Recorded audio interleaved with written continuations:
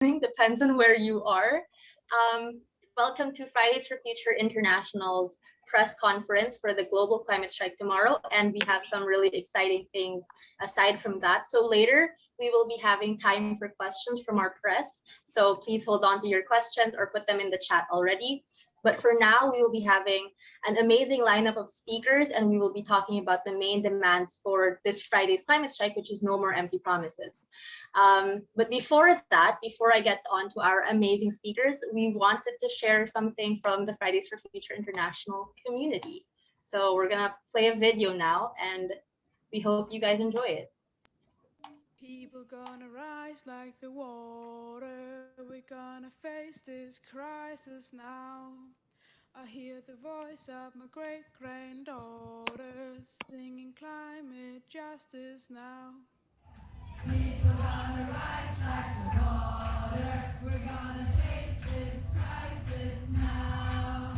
I hear the voice of my great granddaughter singing climate justice now.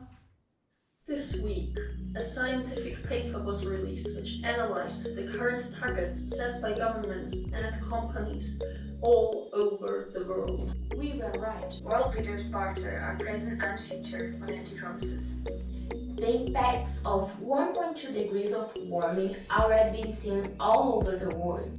We've seen storms, wildfires, droughts, rising oceans, and typhoons. What 2 or 3 degrees microclimate is unimaginable. This can be prevented. We are running out of our carbon budget. We're running out of time. We are unstoppable. A better world is possible. No more empty promises. March 19th, Global Climate Strike. Join us.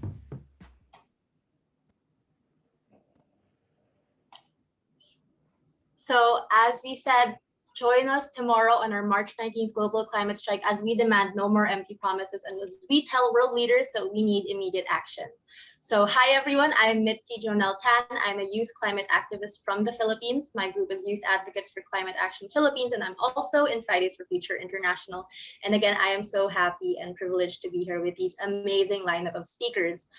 Again, for the press who are in here, feel free to put your questions in the chat. Later, we can also have live questions at the end of the program. Please keep yourselves on mute while other speakers are speaking. So our first speaker is youth climate activist John Bonifacio from the Philippines, also from Youth Advocates for Climate Action Philippines. Take it away, John. Okay, so tomorrow, March 19, youth all over the world are once again calling on world leaders to get their act together. This time, more than 5 years after the Paris Agreement, we have really had it with all the empty promises, and we're striking any way we can, whether that's physically or digitally, however, to raise awareness about the lack of action and to get our 5 points of action across, namely immediate divestment from fossil fuels, setting of annual binding climate targets, drafting of climate policies that prioritize the marginalized, safeguarding democracy and the protection of the rights of climate activists, and the declaration of ecocide as an international crime in the International Criminal Court. So more on the first point, we are emphasizing that through divestment, which is like a very concrete way of getting our point across, getting a real concrete action step that we can take. We are forwarding campaigns such as this Clean Up Standard Chartered campaign, where we're targeting the Standard Chartered Bank, one of the largest coal funders in the world, to stop, essentially divest from coal immediately and to stop funding all the destructive projects that they are funding in places like the Philippines, Indonesia, and elsewhere. Because in reality, we really do not have time. And while some people might think that the climate crisis is something that might be in the next few decades, it's a reality that we are experiencing in places like the Philippines, where, for example, last year we were hit by 4 typhoons in less than a month. And that really devastated our economy and the livelihoods of people. And so we can see that the climate crisis is a real thing that is happening right now and affecting millions of people. So it's important that we recognize the urgency of our action right now. When you look at what's happening in the Philippines and how we are trying to contribute to our own, to the struggle against climate change, we are in the process of drafting the nationally determined contributions, or essentially setting our targets when it comes to how we can contribute, again, to preventing climate change from reaching that dangerous threshold level of 1.5 degrees Celsius above. So but when you look at what we're presenting, what our government has been presenting, a lot of the plans are actually really dependent on support from Global North, because in reality, when you look at the economy of the Philippines, we really do not have the capacity to build a sustainable economy from the ground up based on the historical exploitation and essentially our underdeveloped nature here in the country due to the overexploitation of our natural resources by other countries. So it's really important that the Global North recognizes its role in leading the way when it comes to delivering on these climate promises and assisting the Global South when it comes to developing the sustainable economies, but while recognizing the fact that we cannot allow these Global North countries to sort of use this as leverage to promote their own agenda, to displace farmers, fisherfolk, indigenous peoples from their lands, to make way for sustainable quote unquote projects. That's really something we have to also guard against. So really, when it comes to tomorrow, March 19, we're calling world leaders to act now, to act immediately, and to recognize again that the climate crisis is something that's happening right now. It's killing and devastating the lives of so many people, and we really do not have any choice at this point. It is a matter of life and death. So that is why we're gathered here today, to really call on the world leaders to, again, get their act together. Thank you, John. You are so right. The climate crisis is already here, and the Global North has to pay reparations for the historical injustices. They are the very reason why we in the Philippines, why Genesis Antigua, why people in the Global South, or MAPA, which Genesis will actually talk about a bit more later, is experiencing these impacts today. And just like that, let's hear a bit more about MAPA and colonialism and the historical injustices from Genesis Whitlock, a climate justice activist from Antigua, from Climate Justice Antigua. Hello, everyone. So to pick up off on John's point, one of my biggest concerns is how these net zero targets will impact Black and Indigenous communities from MAPA. Some solutions coming from the Global North have already perpetuated green colonialism. An example of this will include people from the Global North purchasing land in the Global South to set up renewable energy sources and offset their carbon footprint. However, this practice creates, as John said, it displaces Black and Indigenous communities, creates food scarcity, and overall further exacerbates inequality. So as we aim towards these net zero targets, we have to question who will legitimize these practices.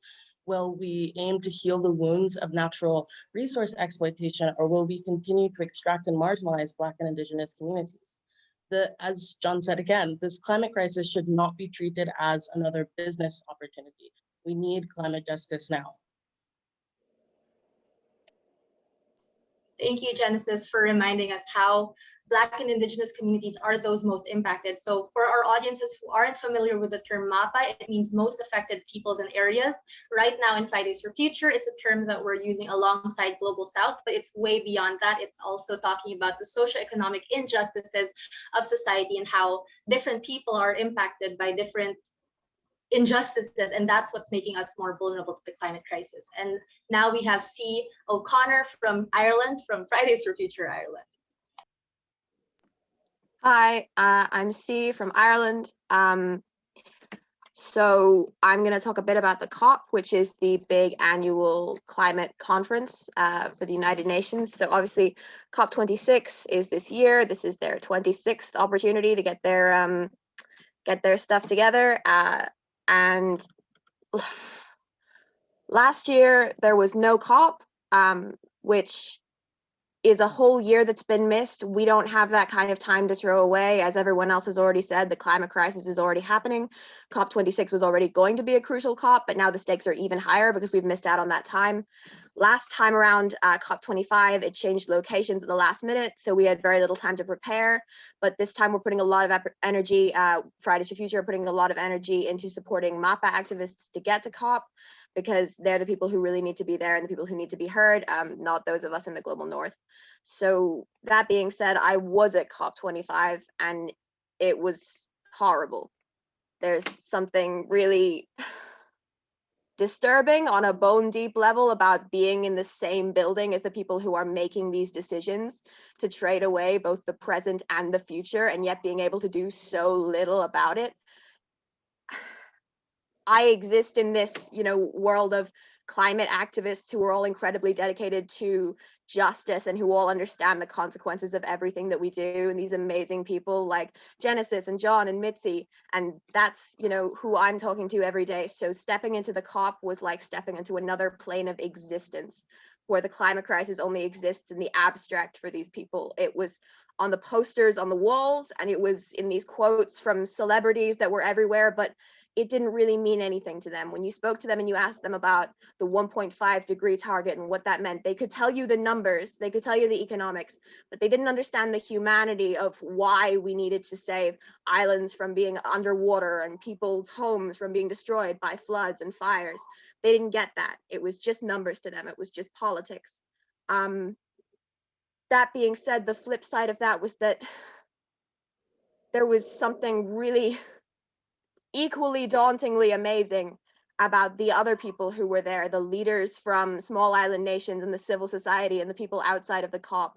We marched outside COP25 with 500,000 people. We occupied the stage at the UN. Like there was energy there that could not be quashed and will never go away. And it hasn't. You know, we can't see it right now so much because of the pandemic, because we can't be on the streets, but it's still there. We're still here. We're not going anywhere until we get that justice. So we'll be there tomorrow, online, in the streets, in whatever way we can.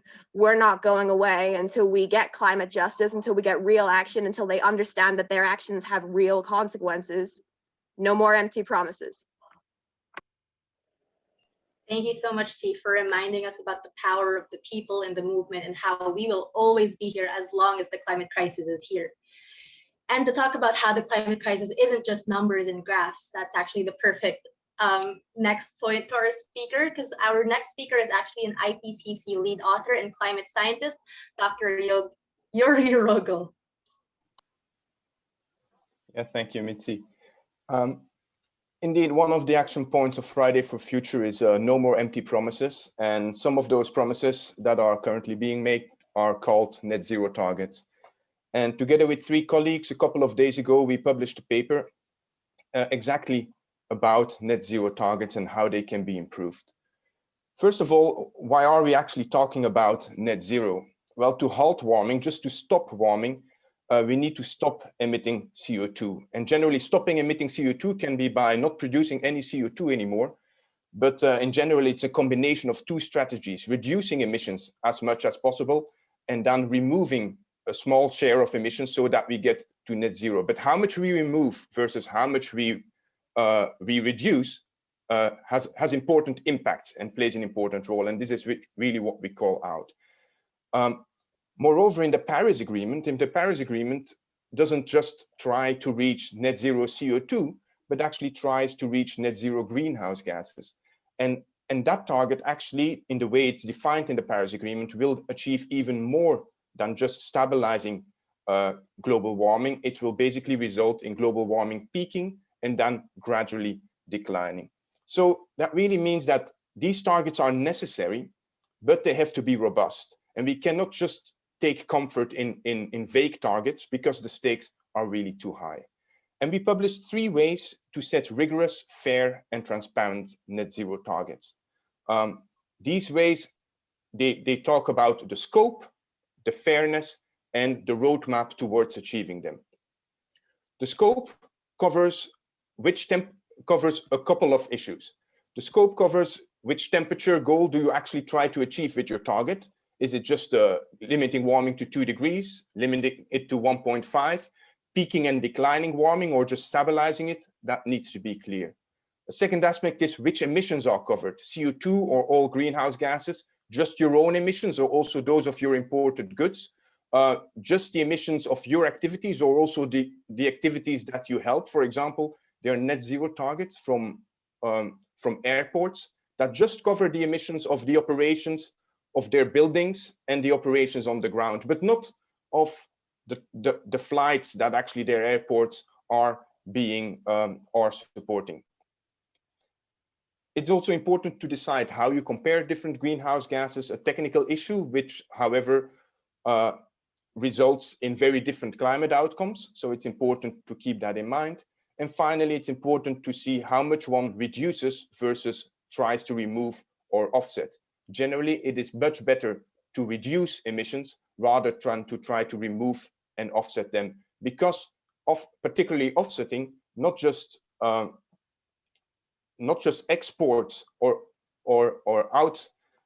exports the challenges, but also some of the social issues that come with large-scale carbon dioxide removal. The two last points then are the fairness.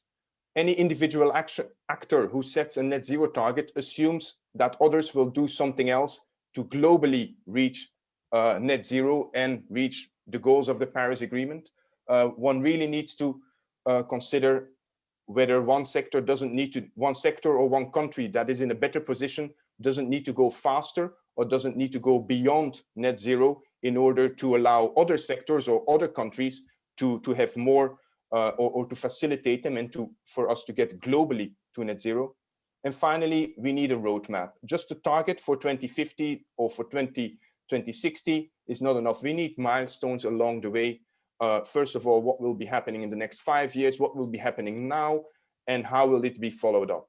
And so with these things, defining clear guidelines on scope, fairness, and a roadmap, we think some of these empty promises can be filled up and can be made much more tangible and can be followed and tracked over time. Thank you, Dr. Yuri. You guys all heard it, and world leaders, we hope you're listening. You heard it. 3 things: scope, fairness, and roadmaps. We are done with your empty promises. We are saying no more empty promises. Tomorrow, March 19th, it's the global climate strike, and we're going to be here. And we're not just going to be here tomorrow, we're going to be here the next day, the day after that, the week after that, the years after that, until you finally start listening and acting and putting the people over the planet.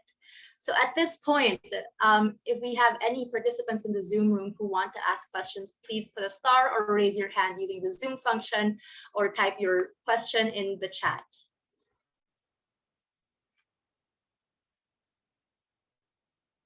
Yes, go ahead. Ask your question, and then we'll have Leslie after. Thank you. This is Kalina Roshakov from Politico Europe. Thanks for doing this. A question to all the panelists, and just based on your comments, do you still have faith in the political systems, also of your individual countries, or general in political systems to manage the crisis?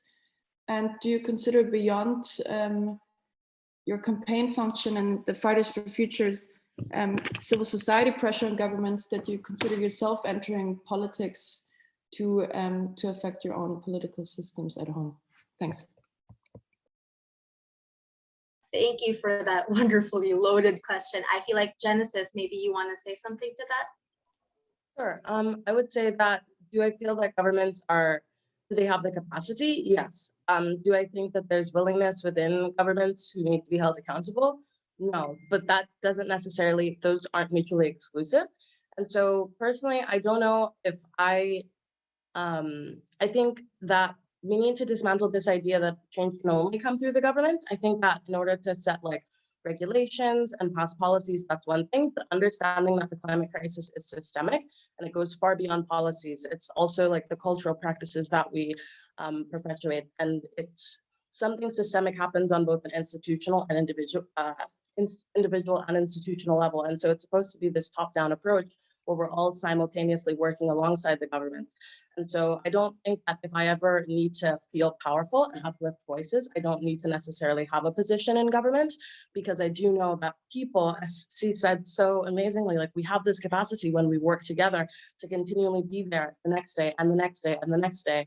And all we need from the government is to simply listen. We're doing so much of the work by providing our stories and telling them exactly what it is we need. And we have a scientist giving step-by-step process as to how we can have these tangible solutions. I think that we need to stop putting so much power in what the government is capable of doing. But yes, they have the capacity, but I think that we've already met them more than halfway. And I think the job of the government is simply to listen to the needs of the people. So I think moving forward, I don't ever really idealize being in a position of power in the government. When I sort of see myself in a position of power, I see myself surrounded by other climate activists who will consistently show up day after day after day. So. Amazing question and amazing answer. C or John or Dr. Yuri, would anyone want to follow up on that? If not, we will be going to our next question from Leslie. Hi, this is Leslie Hook from the Financial Times. I'd just like to ask what it's been like taking your protests online during coronavirus. Obviously, we're talking over Zoom today, and the strikes are taking place virtually. I'm interested to hear what that's been like, and if there's any indication of when things might resume in person for you guys.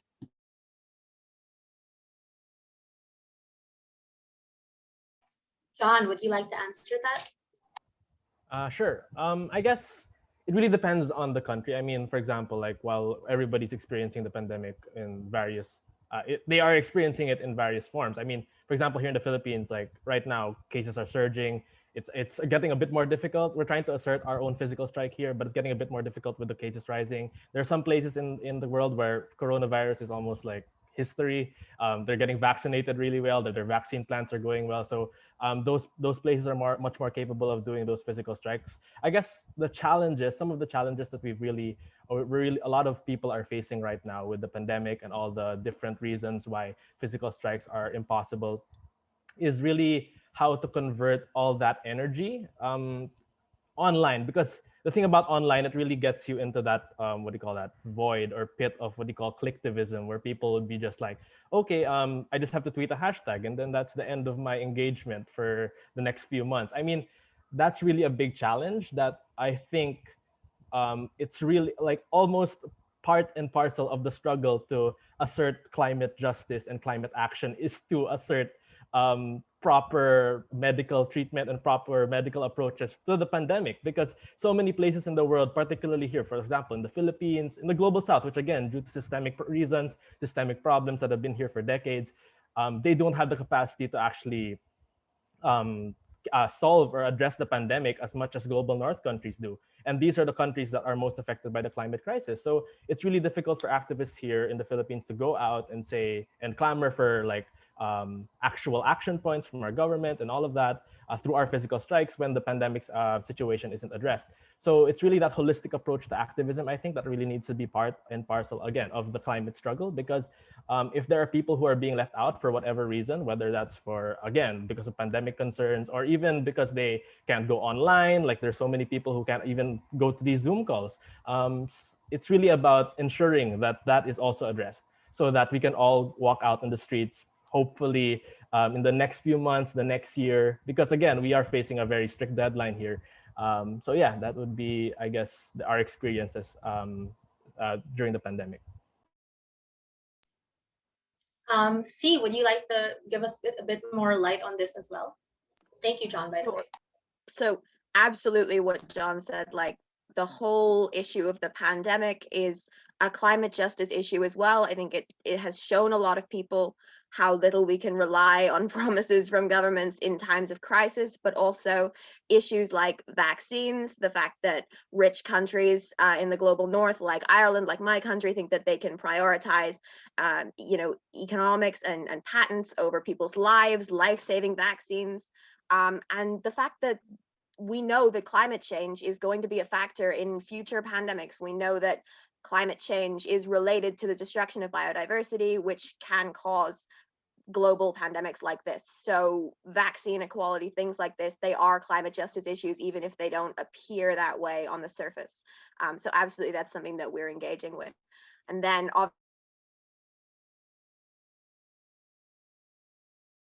where there's less vaccine distribution and also where there's rising cases.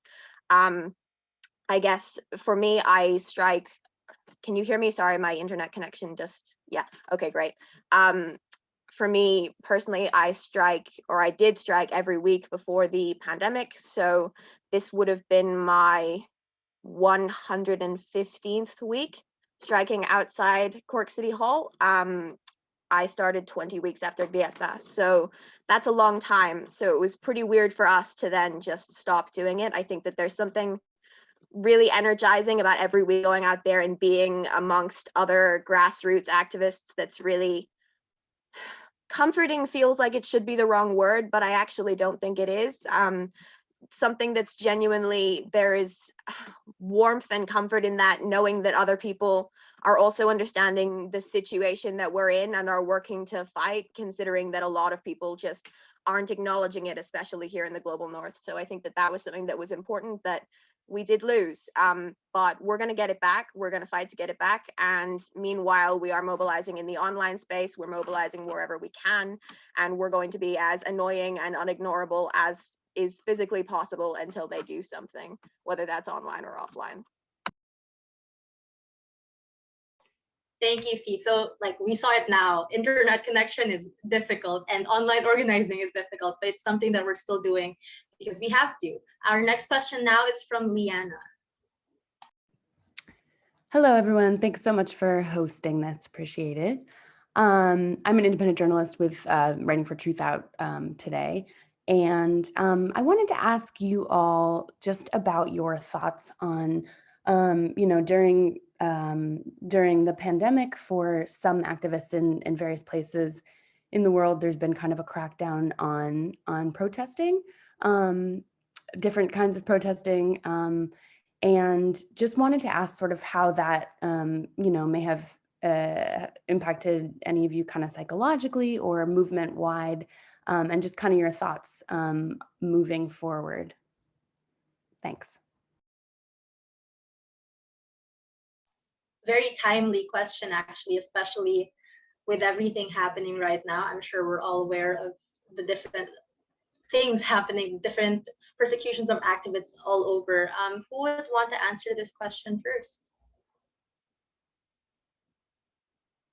I guess John, I can. yeah, sure. If no one else, it's been. I think it is particularly here in the Philippines. Like, the Philippines being the second deadliest country in the world for environmental defenders.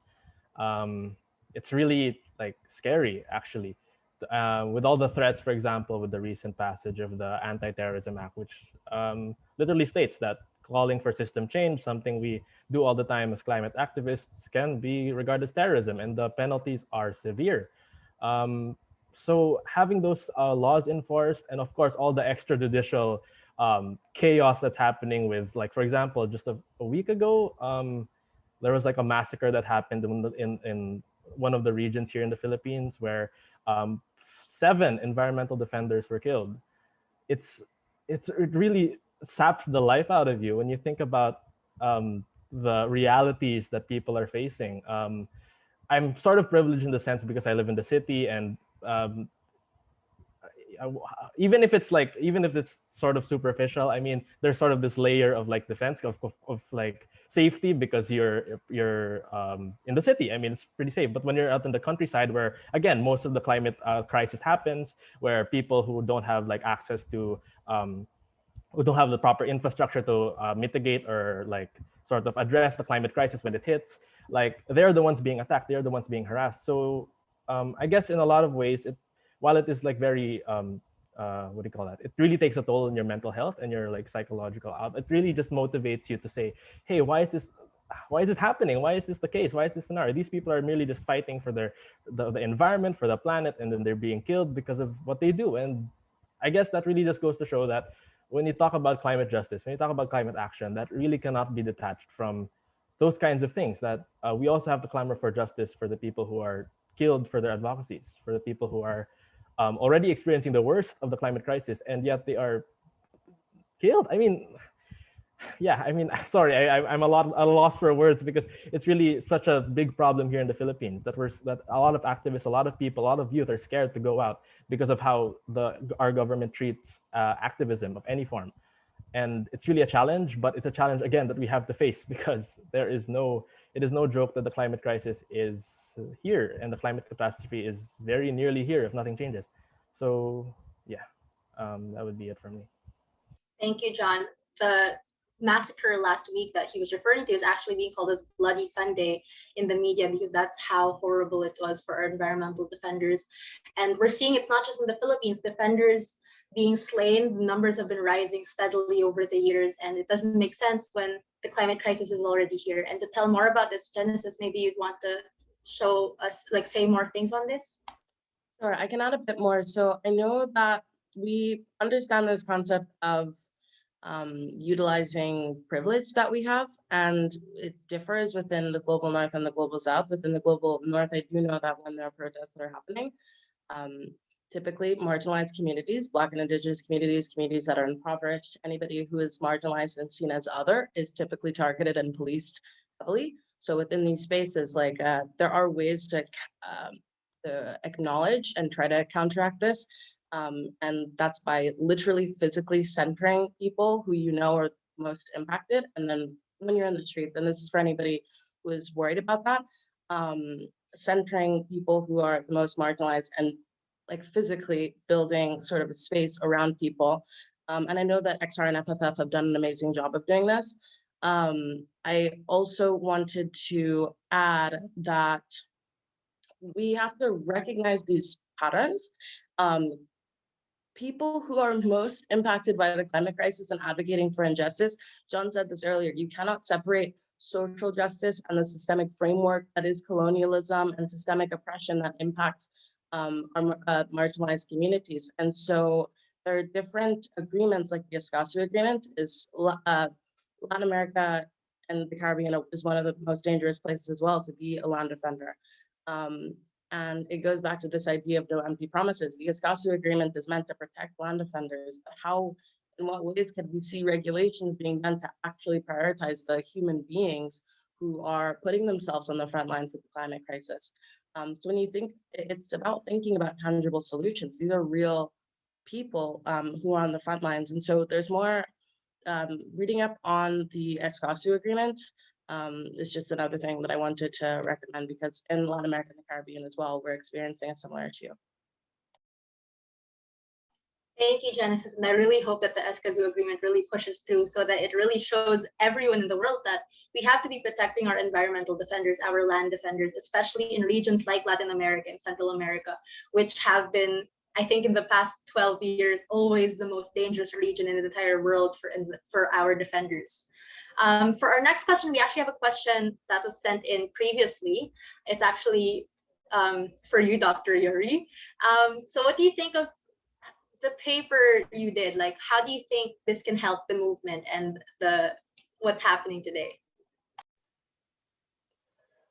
Yeah, I think the intention of our paper was really, there is a lot of talk about indeed net zero targets, how they constitute empty promises, how they are weak, how they are insufficient and so on.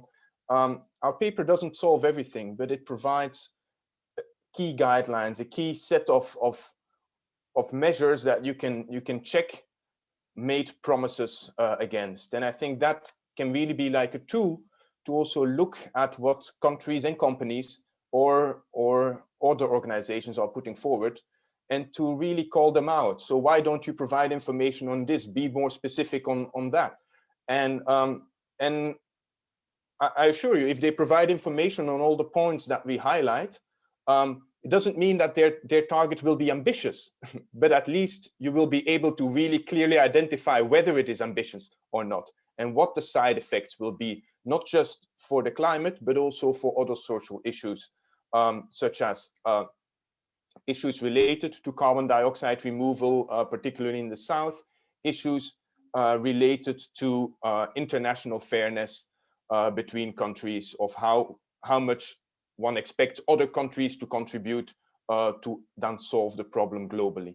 So I think in that sense, it really provides a recipe for activists to use and then to talk to people in power. Thank you so much, Dr. Yuri. I'd actually want a follow-up question. Oh, but before my follow-up question, Liana has a follow-up question. I'll read it out, or would you like to read it out yourself?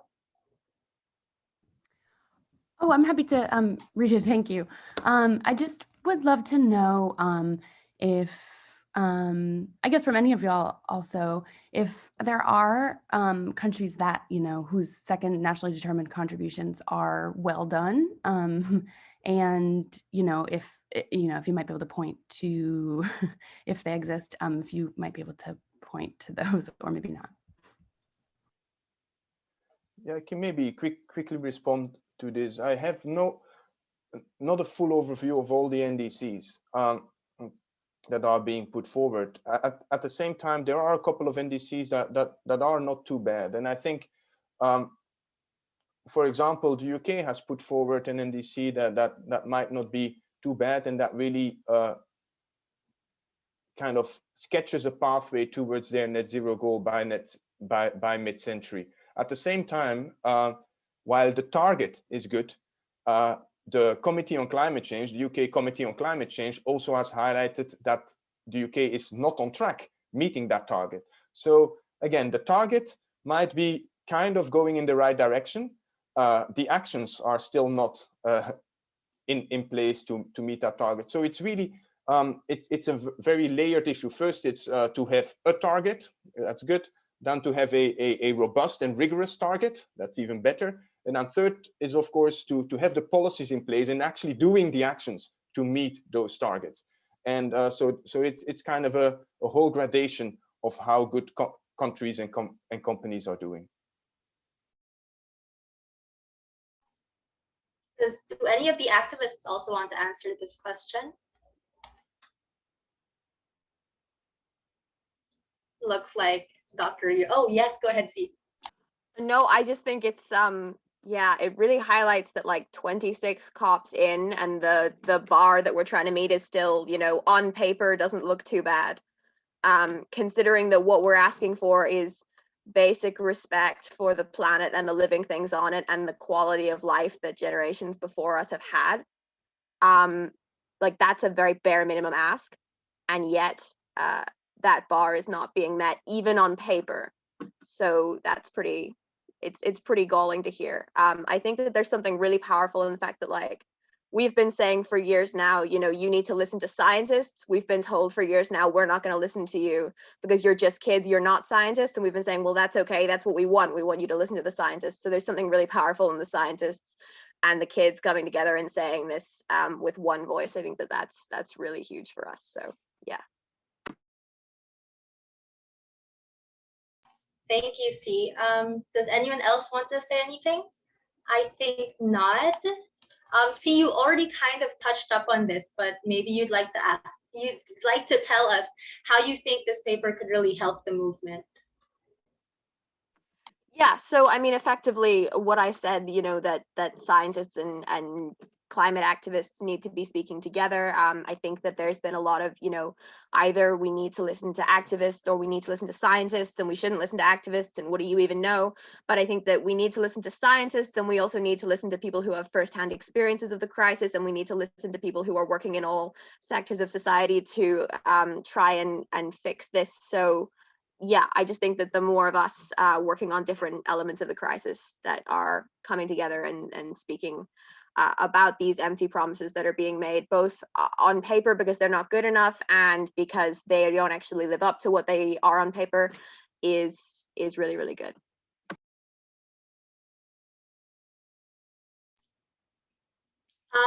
So before we go to the last question, which we have sent in previously, maybe anyone else in the room wants to ask a question. If not, I'll head on to our sent in question.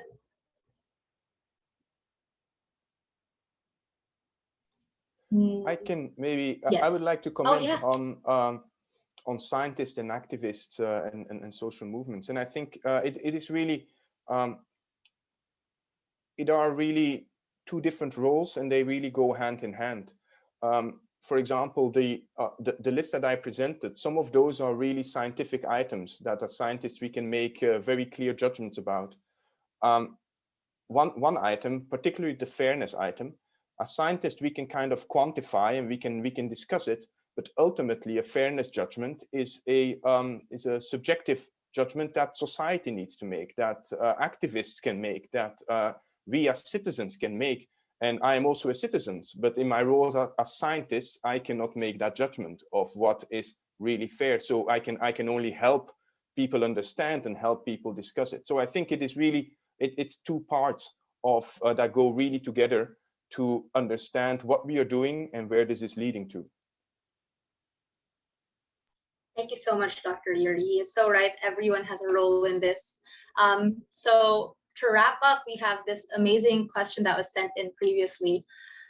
asking everyone actually, if you want to go again, or you kind of already said it, but just in case, Dr. Yuri, the question is, if you could talk to your world leaders today, what would you want to say? Who wants to start first?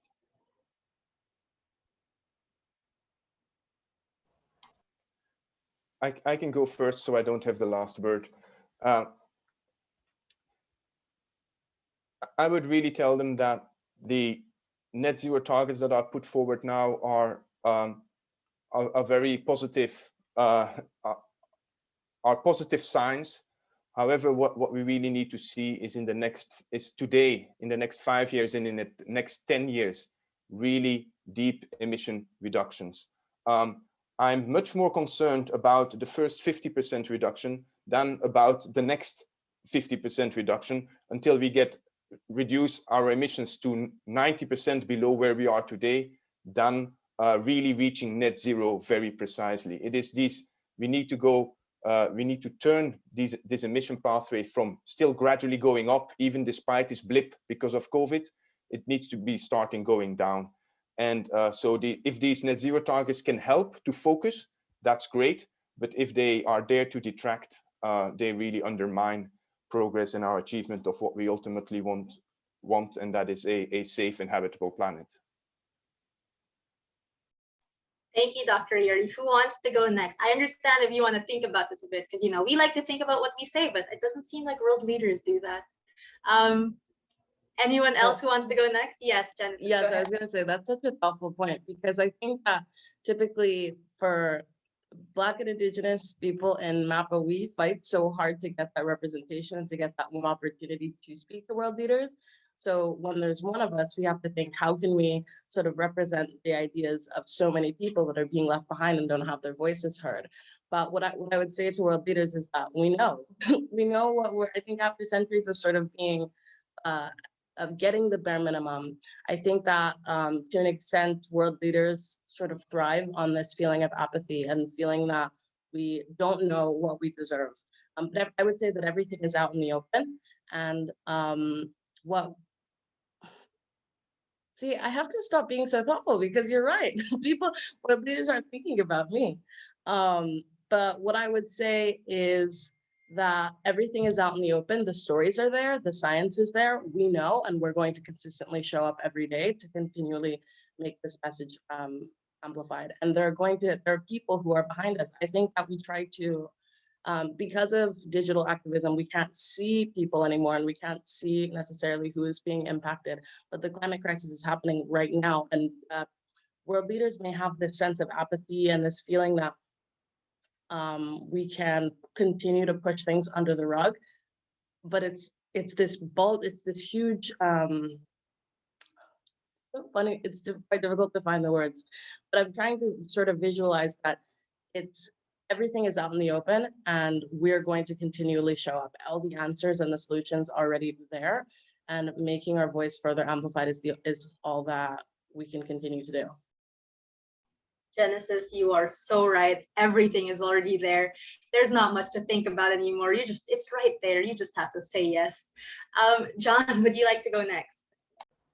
Yeah, I think what I might say might just be a blend of what Dr. Yuri and Genesis already said. But I think at the end of the day, what I just want to tell them, please, come on. It's about time you listen to the people, you listen to the science, because that's really what we should be basing our everything on, our policies, our approach to the climate crisis. And I think that's why global movements like Fridays for Future are really important, really still relevant to this day, because I mean, how can it not be relevant if the world might be ending in like the next few decades? I mean, there needs to be a real upsurge of like action on the part of the people of the globe to really hold the world leaders accountable, to really get them to actually do something about the climate crisis, which is already killing so many people in the global south in particular, and other MAPA regions. And yeah, I guess that's really it. I think at the end of the day, it's important that we also recognize that giving space to these MAPA voices is really important and a really crucial step. I think one good thing that came out of the pandemic, not to say that the pandemic is a good thing, of course, it was a terrible thing for a lot of people, but something that we could, that really changed, I think, in the movement in a lot of ways was because we were forced into this online space we sort of had that opportunity to interact with a lot of people around the world. And because of that, I think there was sort of this privilege check in a lot of ways, because for the longest time, Fridays for Future, like, let's not fool around. I mean, it was dominated by a lot of white voices. I mean, it was started by Greta, who is an amazing person, but the narratives of the people in the global south who are most affected was not put in the forefront of the movement until, I guess, relatively recently. And that's a really good change, and I think a necessary change for the movement. And I think because of that, the Fridays for Future movement is a lot more powerful, and they're really geared up, really ready to bring this to bring everything on the table to really assert our demands tomorrow and the next day and the next day and the next week, next year, next month, whatever. We're going to keep going, and we're really motivated. And again, we have a world to win. So let's just keep fighting for it. Exactly. We have a world to win. So Fridays for Future is going to be here. We have a question, actually. Okay, so C, before I go to you, let's answer this question first, if that's okay. Oh, actually, no. Let's go to this question after Liana, if that's okay. I'd like to hear C's answer first before we get there. C, what would you like to say to world leaders? Sure. I mean, I have nothing that hasn't already, I think, been better said by folks from MAPA and from the Global South, and particularly by Black and Indigenous women for a long, long time. So I won't take too much time up here. I have 5 words. I've been saying them for a long time. I've been holding up this sign for about 2 years, but here you go. That's what I'd say to world leaders. The emperor has no clothes. We see you. That is perfect. Okay, so Liana's question now is, will Fridays for Future be hosting regular weekly climate strikes again post March 19? Does anyone want to answer this? I think C might be a good person, since they were a weekly striker before. Sure, I don't want to speak too much, but yeah, so that's the intention. Obviously, we'll stick to what's possible and safe, because we listen to the science, unlike world leaders, and we act accordingly. But yeah, so that would be our intention. Certainly here in Ireland, we intend to do that. We think that the weekly strikes were really strong and really powerful, and I really look forward to going back to them. But it's about what's possible and what's safe, and it's about, you know, making sure that we listen to science.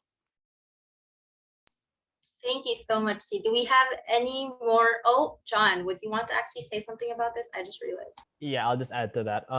I think the great thing about FFF being such a global movement is that even if we don't say that, hey, everybody, let's strike every week from now on. I mean, so many people around the world might as doing their own actions in their own capacity. I think we might as well be striking in our own ways, with our events, with our online events, with physical strikes, be it just one person in front of the city hall, or 1,000 people rallying all together, even just a Zoom call where people are just showing their own signs in their own rooms. I mean, it's going to keep happening. I mean, people are going to keep the movement. I feel, and I really hope, and I really think it'll be the case, that the movement will keep growing. The movement will keep diversifying, incorporating all the narratives of the most affected, bringing them into the spotlight. And yeah, I think from here on, you can expect that the Fridays for Future movement will just keep growing, because again, we'll be here as long as the climate crisis is there. So there's, until again, world leaders actually do something about it, and there are actually concrete targets, and the climate crisis is done, we've hit net zero or whatever, you'll keep seeing us. Yes, every week, every day of the year. I think that is actually the perfect point to end on. Thank you again so much for being here. If anything you take away from this call, from this press conference from tomorrow, it is that Fridays for Future is here. We are going to keep striking in whatever way we can until the climate crisis is resolved, until climate justice is here. We're going to drum up so much pressure for COP26, and we're planning huge strikes this year, and this tomorrow is only the beginning. This is only the start of what the Fridays for Future movement can do. What you guys saw in 2019, in 2018 rather, with 2 million people, that's just the beginning. So be excited, because we're here, we've never left, and we will be stronger and more united than ever. Thank you everyone so much for being here, and we better see you guys on the streets or online tomorrow, going no more empty promises, fighting for climate justice, and calling out world leaders, whoever you are, whether you're a journalist, whether you're a scientist, whether you're youth, a parent, we don't care. We need everyone on board, because this is the climate crisis, and this is a global issue and we need a global movement to unite us. So thank you so much for being here. If you have any questions for our panelists later on, you have the email that you got. We have the email in the media advisor. You can also ask for, like, just DM us for people watching on Twitter. Thank you and have a great rest of your day, evening, afternoon, wherever you're from.